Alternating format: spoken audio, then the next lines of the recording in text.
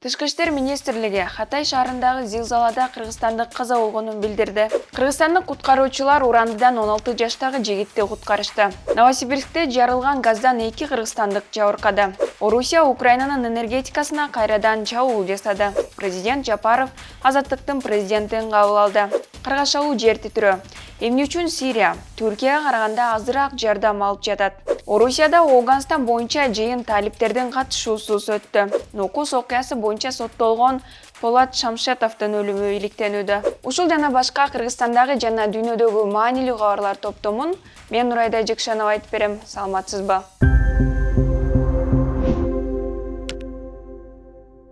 Кыргызстандын тышкы иштер министрлиги 11 февралда Түркиянын Хатай шаарында 6 февралдагы жер титирөөдөн кыргызстандык аял каза болгонун тастыктады. Министрлик кыргыз мигрантынын сөөгүн Кыргызстанга жеткирүү үчүн консулдук кызматкерлер жеринде иштеп жатышканын белгиледи. Министрлик зилзаладан абут болгон кыргыз жаранынын аты жөнүн ачыктаган жок. 11 февралда Түркиянын Кахраманмараш шаарында кыргызстандык куткаруучулар Урандыдан 16 жаштагы өспүрүмдү аман-эсен алып чыгышты. Ал кыйраган имараттын 5-кабатында жашаган. Кубанычтуу окуя түрк телеканалдарынан түз эфирде көрсөтүлдү. Кыргызстан апаттан жабыркаган аймактарга жардамдын 2 партиясын жөнөттү. Кум жардам 2 учакка жүктөлүп, дагы 100 куткаруучу жиберилди. Саламаттыкты сактоо министрлиги Түркияга дарыгерлер тобу жөнөтүлөөрүн кабарлады. Түркияда жана Сирияда болгон жер титирөөнүн курмандыктарынын саны 24 миңге чамалады. Алардын 20 миңден ашыгы Түркияда каза болгондор. Куткаруу жана тазалоо иштерин жүргүзүүгө 120 миңден ашуун адам тартылды. 9 февралда эртең менен 8дер чамасында Новосибирск шаарында 5 кабаттуу үйдө газ жарылып, 2 кыргызстандык ооруканага түштү. Кыргызстандын тышкы иштер министрлиги 29 жаштагы кыргызстандык газга ууланып, орто абалда шаардык оорукананын токсикология бөлүмүнө жаткырылганын кабарлады. Ал эми 44 жаштагы кыргызстандык омурткасы сынып, операция жасалганы белгилүү болду. Кырсыктан 13 адам каза болуп, жалпы 20дан ашык адам жабыркады. Жарылуудан үйдүн 2 подъезди кулап, 30 батир талкаланды. Тышкы иштер министрлиги издөө куткаруу иштерине байланыштуу жабыркагандар жана каза болгондордун саны боюнча маалыматтар такталууда деп билдирди. Орусиянын тергөө комитетинин облустук башкармалыгы коопсуздук талаптарына жооп бербеген кызмат көрсөтүү боюнча кылмыш ишин козгоду. 10 февралда Орусия ракета жана учкучсуз учактар менен Украинадагы бир нече энергетикалык объектилерине сокку урганын Украина армиясы билдирди. Жардыруулар Киев, Кривой Рог, Харьков, Винница, Полтава жана башка облустарында катталган. Америка согушту изилдөө институту жума күнү Украинага 100дөн ашык ирандык дрон кою берилгенин жазып чыкты. Чабуулдун натыйжасында атомдук энергетиканын 44% кубаттуулугу, ТЭЦтин 75% кубаттуулугу убактылуу иштен чыкканын Украинанын премьер-министри Денис Шмыгаль билдирди. Бул соккулар Зеленскийдин Британия, Франция жана Бельгияга жасаган сапары учурунда болду. Ал арада АКШнын эл аралык өнүктүрүү боюнча агенттиги Украинанын кибер коопсуздугун чыңдоо үчүн $60 миллион бөлөөрү айтылды. Ал эми Франциянын президенти Эммануэль Макрон Украинага согуштук учактарды берүүнү четке какпай турганын, бирок күчтүү жана пайдалуу куралдарга артыкчылык берерин айтты. Ушул жылдын 24 февралында Орус-Украин согушуна туура 1 жыл болот. Президент Садыр Жапаров Эркин Азаттык радиосунун президенти Джейми Флайды кабыл алды.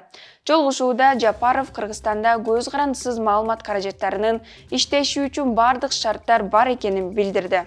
Мамлекет башчы бардыгы үчүн бирден-бир талап бул улуттук мыйзамдарды сактоо экенин, ага ылайык жалган маалыматтарды таратууга тыюу салынганын баса белгиледи.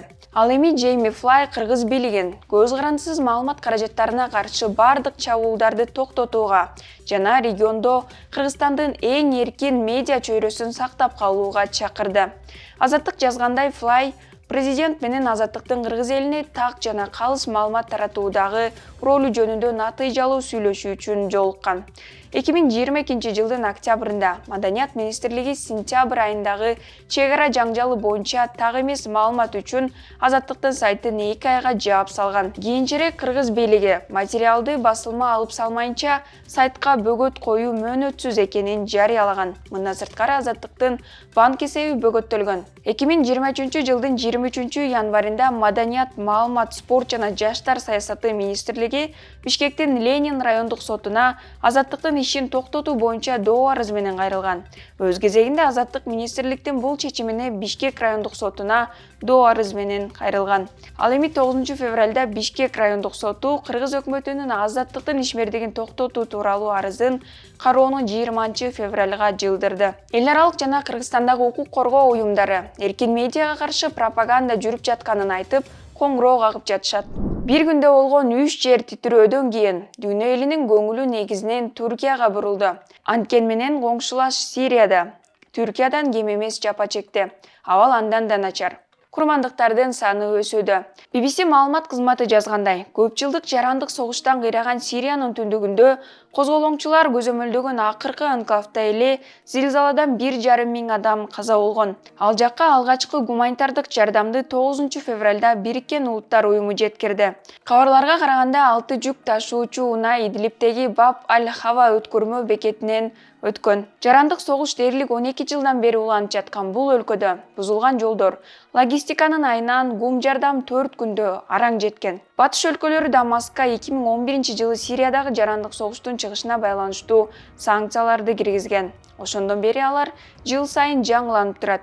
Сирияга каршы чектөөлөргө мунай эмбаргосы, айрым инвестицияларды чектөө жана Сириянын Борбордук банкынын евро биримдиктеги активдерин тоңдуруу кирет. Ошондуктан жардам Сирияга эмес, Түркияга массалык түрдө агууда.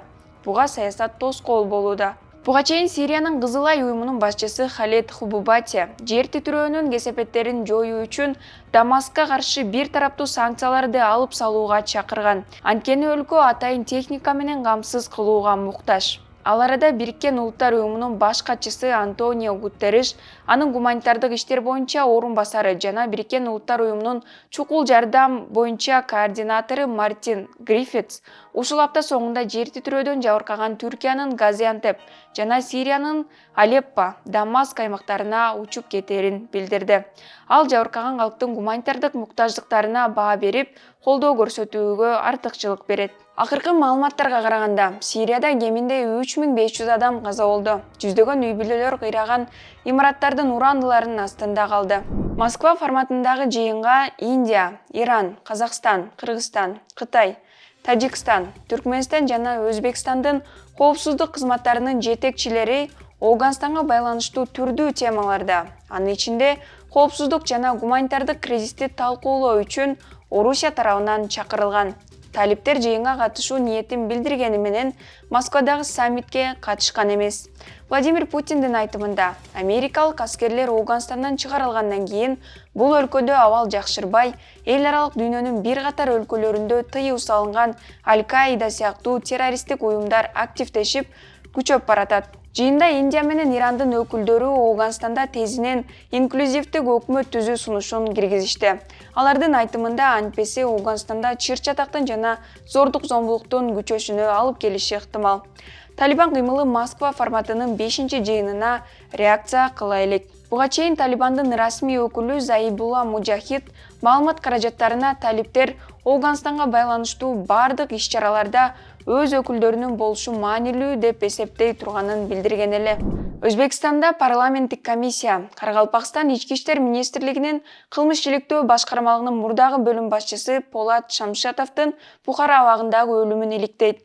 31 январда Бухара облустук соту 45 жаштагы Шамшатовду нукус окуялар боюнча күнөөлүү деп таап 6 жылга кескен. 5 күндөн кийин эле ал абакта каза болгону кабарланган.